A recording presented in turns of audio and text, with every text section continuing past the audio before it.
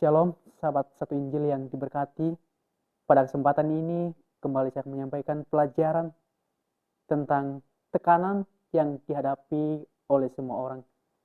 Pada kesempatan ini, saya mengajak kita untuk turut dalam Alkitab kita.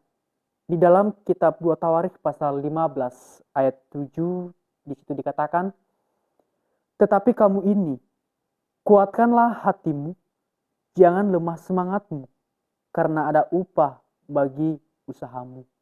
Dari teks ini, maka saya akan berbicara tentang bagaimana sikap orang Kristen dalam menghadapi tekanan dunia. Saudara-saudari, tekanan dalam Kamus Besar Bahasa Indonesia itu adalah sesuatu hal yang tidak menyenangkan.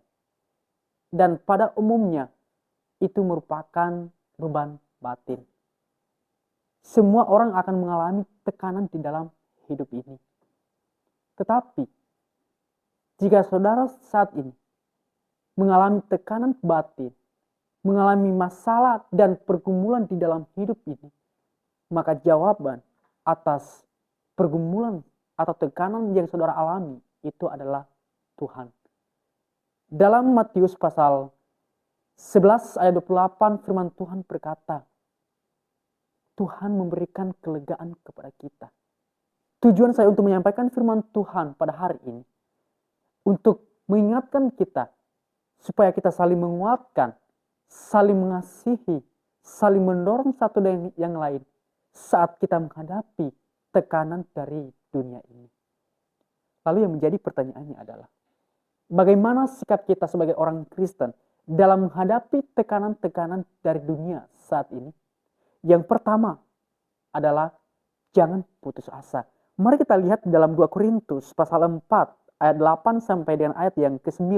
Di situ dikatakan, dalam segala hal kami ditindas, namun tidak terjepit. Kami habis akal, namun tidak putus asa. Kami dianiaya, namun tidak ditinggalkan sendirian. Kami dihempaskan, namun tidak binasa. Saudara-saudari, dalam ayat ini kita melihat bagaimana Rasul Paulus dan teman-temannya pada saat itu menghadapi tekanan yang sangat luar biasa.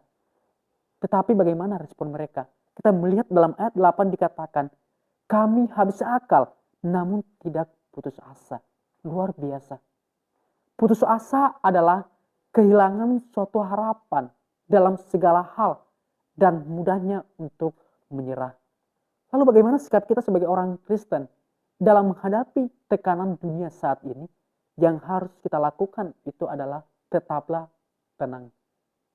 Dalam Mazmur 116 ayat 7 dikatakan, hai jiwaku, kembalilah tenang, karena Tuhan telah berbuat baik.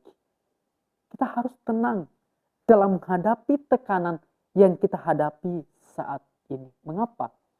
Karena sikap tenang itu menunjukkan bahwa kita mampu melewati tekanan itu secara apa?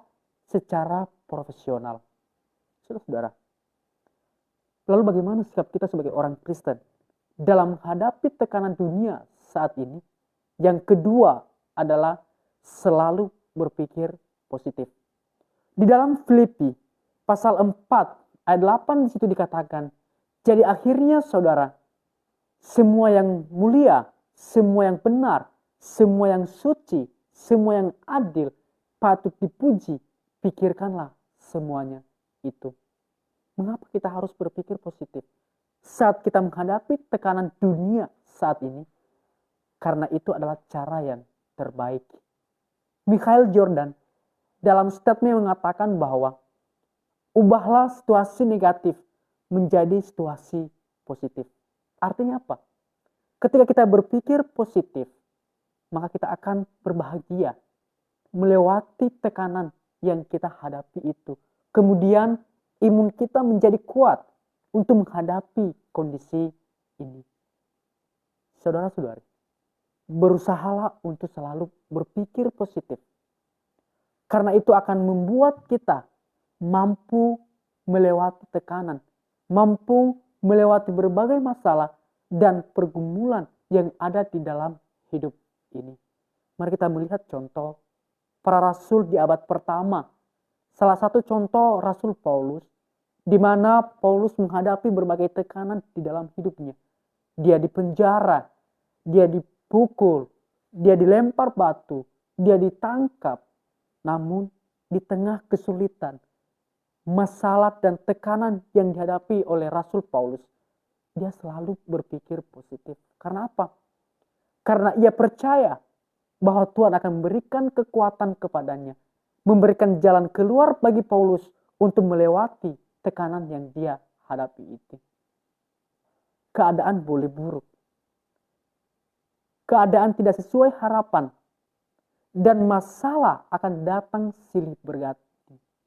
Tetapi kalau kita percaya dan berpikir positif, bahwa tidak ada perkara yang tidak akan bisa kita pikul di dalam hidup ini. Lalu kemudian bagaimana sikap kita sebagai orang Kristen dalam menghadapi tekanan-tekanan dunia saat ini? Yang ketiga adalah menguatkan iman. Dalam Ibrani 11 ayat 1 dikatakan iman adalah dasar dari segala sesuatu yang kita harapkan dan bukti dari sesuatu yang tidak kita lihat. Dengan iman yang kita miliki, maka keyakinan yang kita miliki di dalam Tuhan, maka Tuhan akan memberikan jalan keluar bagi anak-anaknya. Jikalau kita mendekat kepada Tuhan, maka ia juga akan mendekatkan dirinya kepada kita.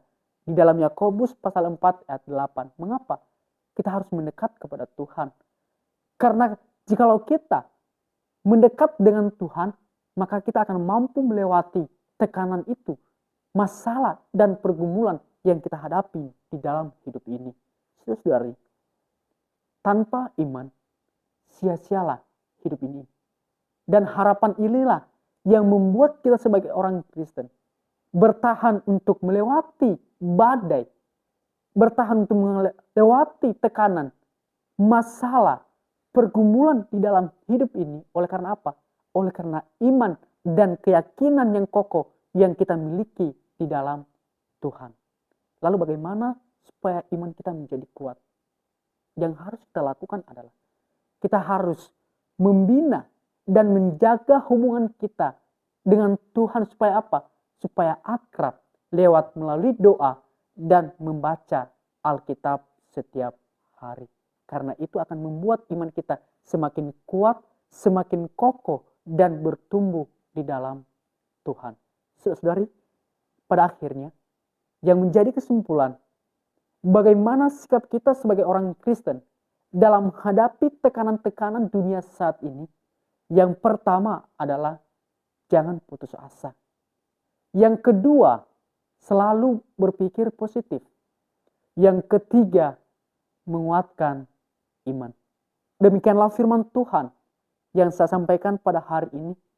Biarlah firman ini menjadi motivasi dan kekuatan di dalam setiap hidup kita sebagai orang Kristen. Terima kasih, Tuhan memberkati.